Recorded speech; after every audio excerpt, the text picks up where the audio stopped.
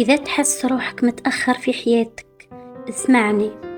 إذا تحس بلي الناس كامل سبقوك في الزواج، في الخدمة، في تكوين عائلة، وأنت ما زلت في نفس المكان، اسمعني مليح. اليوم ما جيتش نهدر غير على موضوع، جيت نهدر على وجع ساكت، على ناس يضحكوا قدام الناس وبداخلهم تعب كبير. كاين مرأة وصلت للخمسينات كانت ديما تقول نهار يجي ونفرح، بصح النهار هذا ما جاش، ومع الوقت تحول الحلم إلى صمت، والصمت إلى حزن، والحزن إلى اكتئاب.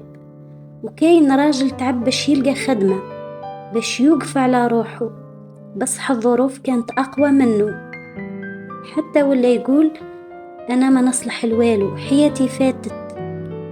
بصح خليني نقولك حاجة يمكن عمرك ما سمعتها، القيمة تاعك ماشي في واش عندك، القيمة تاعك في شكون أنت، ماشي في الزواج وماشي في الأولاد وماشي في المال. القيمة تاعك في قلبك، في روحك، في قدرتك باش توقف حتى بعد ما طحت.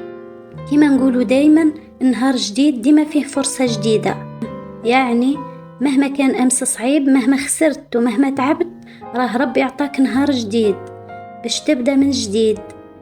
المشكلة ماشي غير في الظروف، المشكلة كي نصدقوا بلي خلاص ما بقى والو، كي الإنسان يستسلم داخليا، هنا يخسر روحه قبل ما يخسر الدنيا. ما نطلبش منك معجزة، نطلب منك غير بداية، حاجة صغيرة، خطوة، قرار، محاولة، على خاطر الحياة الكبيرة تتبنى بحاجات صغيرة. إذا اليوم تحس روحك متأخر، ونقولك راك ماشي متأخر، راك في الوقت المناسب. مادامك عايش، مادام قلبك راهو يدق، راه مازال عندك فرصة باش تعيش وباش تحب وباش تفرح وباش تبدأ من جديد.